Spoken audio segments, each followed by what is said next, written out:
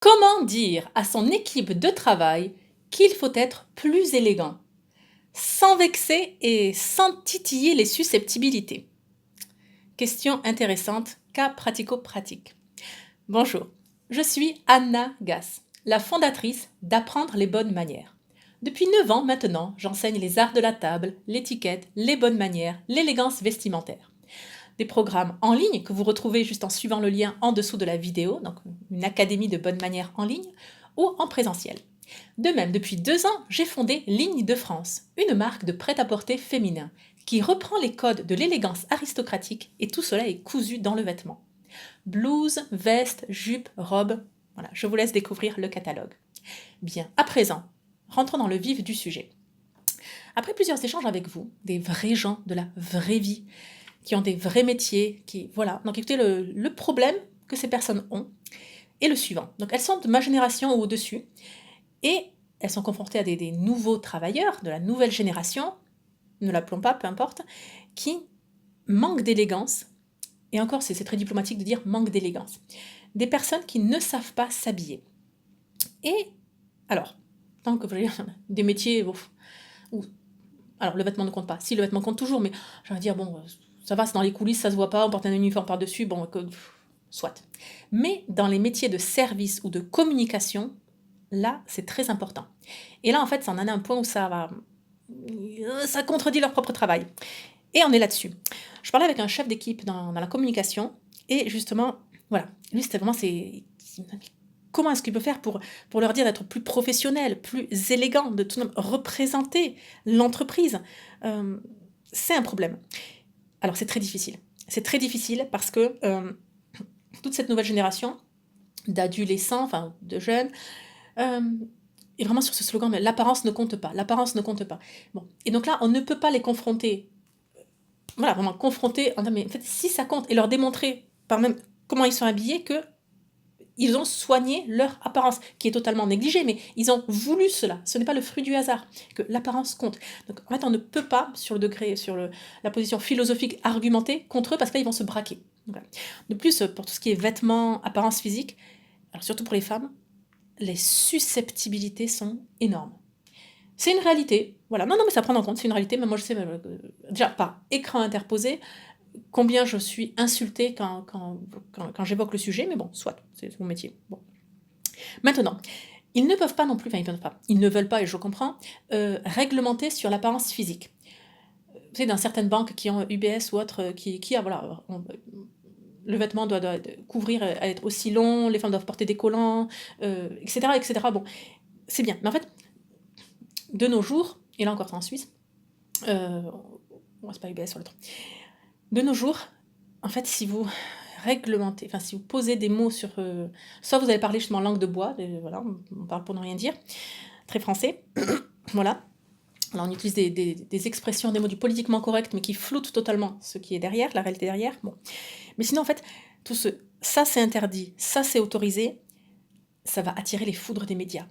Voilà, il est là l'enjeu en fait. Et surtout dans un travail de communication où la nouvelle génération se sent victime de tout. Et donc si quelque chose va à son encontre, elle va le dénoncer aux médias. Voilà. Et donc là, salir l'image de l'entreprise. Entreprise dont elle se fiche royalement, parce qu'il n'y a plus cette appartenance à une entreprise comme il y avait autrefois. Bon. Je généralise, bon, peut-être pas sur 100% de la nouvelle génération, bien sûr que non, mais tout de même sur une majorité. Donc voilà, en fait, il est très difficile de conduire les personnes, ces salariés, pas forcément, les membres de son équipe vers davantage de professionnalisme, d'élégance, de soin dans l'apparence vestimentaire. Alors comment faire? Bon, d'une part, écoutez, je vais tourner une autre vidéo dans laquelle celle-ci ne sera pas évoquée, mais où déjà vous pourrez les renvoyer à cette vidéo. Ça leur donnera des pistes et de façon très, très, très neutre. Bon. Maintenant, vous, quelles sont les pistes que vous pouvez faire assez douces, voilà, peu risquées? Alors pour un homme, c'est assez simple, parce qu'on peut être pratico-pratique. On peut recommander de porter un polo ou une chemise. Déjà, ça change un homme. Voilà, qu'un homme soit pas un t-shirt ou un Marcel ou un débardeur ou un eau-de-survêt ou un hoodies, là, vous savez, les sweats kangourou. Déjà, qu'ils mettent un polo ou une chemise, déjà, ça change un homme. Voilà, déjà. Ensuite, aborder le côté, il faudrait être rasé et coiffé. Voilà. Et donc je sais que c'est très à la mode, la barbe de 3 jours. Mais bon, voilà. Là, c'est tout un discours, tout un... Ça veut pas dire que les gens qui ne sont pas rasés ou qui portent une barbe sont moches. C'est pas ce que je dis, voilà. J'ai tendance à un côté plus professionnel, plus strict, plus, plus impeccable. Et bien, à vrai dire, les hommes sont coiffés, cheveux courts, coiffés, et ils sont rasés. Tous les jours. Voilà. De même pour un homme, troisième piste, c'est porter une ceinture. Même si les hommes vont porter un jean, mais le fait d'ajouter une ceinture va tout de suite donner plus de structure à la tenue. Tout de suite, quelque chose de plus de classe. Voilà, ça va élever le niveau. C'est un détail, mais ça joue. Voilà. Très bien. Pour les femmes, c'est plus délicat. Et là, justement, non, je ne m'avancerai pas sur des conseils pratico-pratiques, parce qu'en fait, voilà, vous êtes sur un siège éjectable. Voilà, c'est trop périlleux, trop dangereux pour les femmes. Et cela, on se dit, mais on a les poings et pieds liés, quoi. Qu'est-ce qu'on peut faire pour que notre équipe soit plus élégante? Non, c'est très difficile. Alors pour les femmes, ça va être plutôt être commencer, peut-être, alors je dis pas faire des ateliers, des conférences, mais commencer un échange et un dialogue assez innocent, où on posait les questions et que les femmes répondent elles-mêmes. Elles n'ont pas besoin de vous répondre à vous, mais la réponse dans leur tête. Voilà. Imaginez des tenues pour la vie professionnelle et des tenues pour la vie privée. Que vous, au sein de votre garde-robe, qu'est-ce que vous pour la vie privée et la vie professionnelle? Parce que là, justement, c'est un tort et un travers de la vie actuelle, du monde actuel, c'est qu'on a des garde-robes 365 jours, qui ne tiennent compte ni des saisons, ni des activités, ni de la vie privée ou professionnelle, ni d'ailleurs des événements, des cérémonies, ou, voilà, ou du quotidien. Donc voilà, de commencer à ce que ça... À partir de la garde-robe qu'elle tient déjà, qu'elle a déjà chez elle, essayez déjà de différencier. Alors, bon, finalement, elle n'aura pas de quoi différencier. Mais c'est pas grave, mais au moins de se projeter mentalement, différencier le privé de la vie professionnelle. Autre différence à faire, le quotidien des cérémonies. Et là, comment tu t'habillerais pour le mariage de ta sœur? Également, différencier, on arrive sur un terrain périlleux, mais tout de même, qu'est-ce qui est féminin, qu'est-ce qui est masculin? Commencez à réfléchir sur la question. Qu'est-ce qui fait qu'une tenue est féminine? Qu'est-ce qui fait qu'elle est masculine? Ne donnez aucune réponse.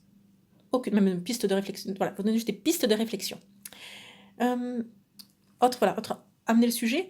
Comment représenter l'entreprise et ses valeurs face à des clients, à des usagers, à des patients, à des prospects? Voilà. Comment représenter l'entreprise? Et ce n'est pas une entreprise de restauration, ce n'est pas la même qu'un hôtel de luxe, ce n'est pas non plus la même qu'un bar en bord de plage, qu'une location de vélo de vacances, qu'un château.